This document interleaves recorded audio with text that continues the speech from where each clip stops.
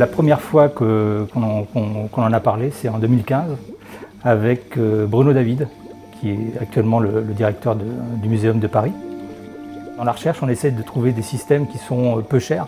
C'est un système qui a été fait avec de la récupération. Une partie, c'est un aspirateur. Une autre partie, c'est des bouts de tubes PVC. Et c'est vrai que c'est un système qui fait énormément de bruit. Et on a eu la surprise en remontant d'avoir les affaires maritimes qui nous attendaient.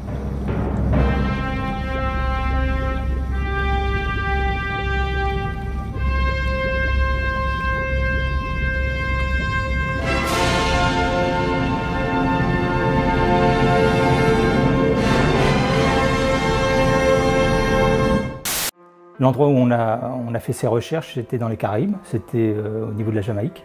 Donc le sable, c'est du coralligène, c'est un sable blanc assez fin. Et donc il fallait trouver un système qui permette de récupérer un minimum de sédiments qui correspondent à la taille des parasites et de façon la moins stressante pour l'animal et qui fasse en sorte qu'il ne soit pas détruit pendant les prélèvements. Et donc la spitrieur de crabe a été conçue pour ça. C'est une sorte d'aspirateur, on va dire, à sédiments, qui permet de trier donc, les sédiments et de retenir que la taille qui correspond donc, à nos petits crabes. Le parasite qu'on étudiait, donc le Disodactylus primitivus, se nourrit exclusivement de l'épiderme des oursins et qui fait entre 1 mm à 5 mm au maximum. Donc il y a la première partie qui sert à filtrer, on va dire, les gros sédiments. Après, on passe donc dans le tube, c'est là où il y a un effet Venturi.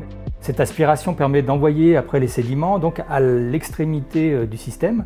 Et il y a un dernier filtre qui est en réalité un filet qui fait 1 mm de maille. Donc ça permet de récupérer des organismes ou des sédiments qui font entre 1 mm et 5 mm. La conception et la réalisation, ça a pris que 3-4 jours à peine. C'est un exemple des systèmes qu'on fait assez régulièrement ici dans le laboratoire. Souvent pour étudier, ça peut être le comportement animal, pour faire des prélèvements. Et donc c'est des systèmes qui demandent à ce que ça soit justement peu coûteux et assez facile à mettre en œuvre sur le terrain. Travailler sous l'eau, c'est quelque chose qui est très encadré.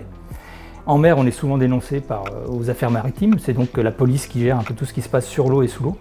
Ça arrive assez régulièrement qu'on ait donc la surprise en remontant d'avoir les forces de l'ordre qui nous attendent en pensant avoir affaire à des braconneurs ou à des personnes qui n'ont rien à faire là, surtout en plongée.